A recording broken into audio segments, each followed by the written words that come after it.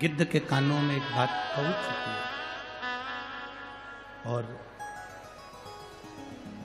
गिद्ध के कान में यह बात पहुंच गई कि अब मुझे एक बार शिव के चरणारविंद की रज मिले। शंकर भगवान के चरणों की रज मुझे प्राप्त हो।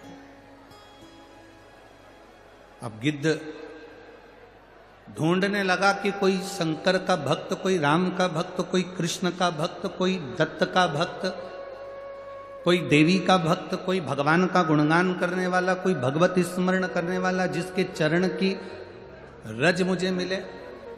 गिद्ध उड़ता उड़ता गया तो कोई शंकर जी के मंदिर के बाहर एक संत रोज भगवान शंकर को जल चढ़ाते, पूजन करते, बुआरी लगाते, अपने घर की ओर जाते।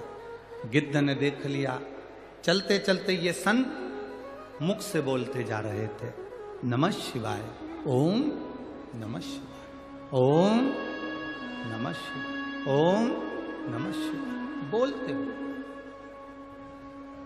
अब गिद्ध को लगा भगवान का गुणगान करते करते जा रहा हूं, दृष्टि जरूर पड़ती है।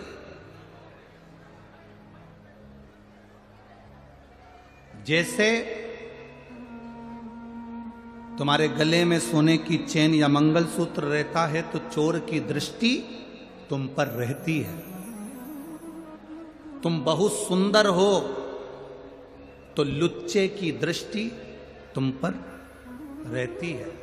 उसी तरह तुम यदि भगवान का भजन कर रहे हो, मुख से श्री शिवाय नमस्तुभ्यम कह रहे हो, तो मेरे बाबा की दृष्टि तुम पर रहती है, वो रहती है तुम पर जरूर।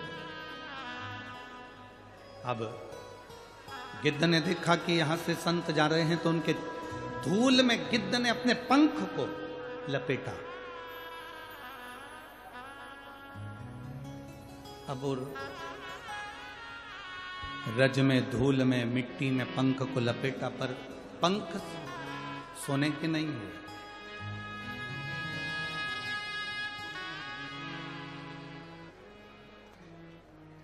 पंख सोने के नहीं। रोज प्रतिदिन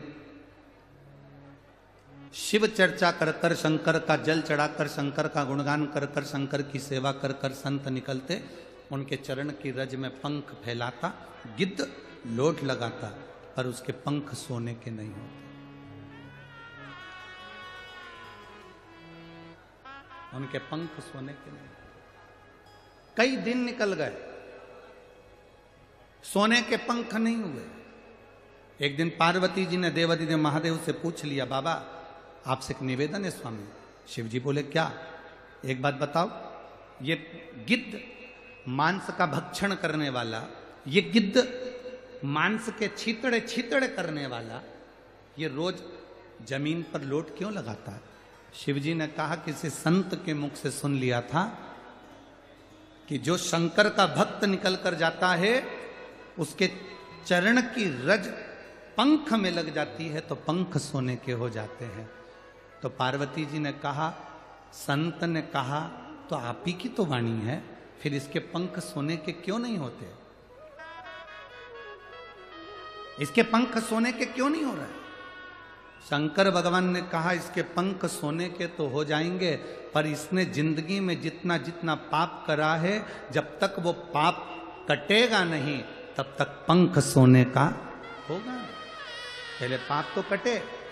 शिव महापुराण की कथा में क्या पूरा धूलिया नगर आ गया? शिव महापुराण की कथा में क्या आपके घर के सब सदस्य आ गए?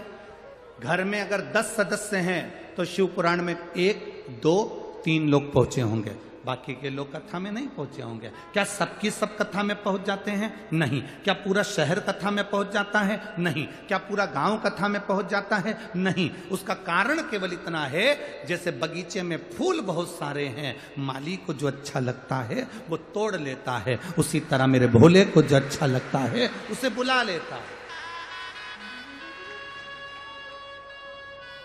तुम मेरे भोलेनाथ के बगीचे के वो फूल हो जिसको मेरा शंकर अपने करीब में लेकर आ जाता है। तुम वो फूल हो जिसको मेरे शिव ने चुना है, तुम इसलिए तुम कथा में पहुंचे हो।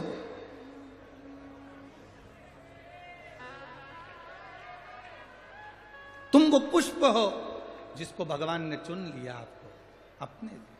मेरे देवाधिदेव महादेव ने चुना अपने लिए।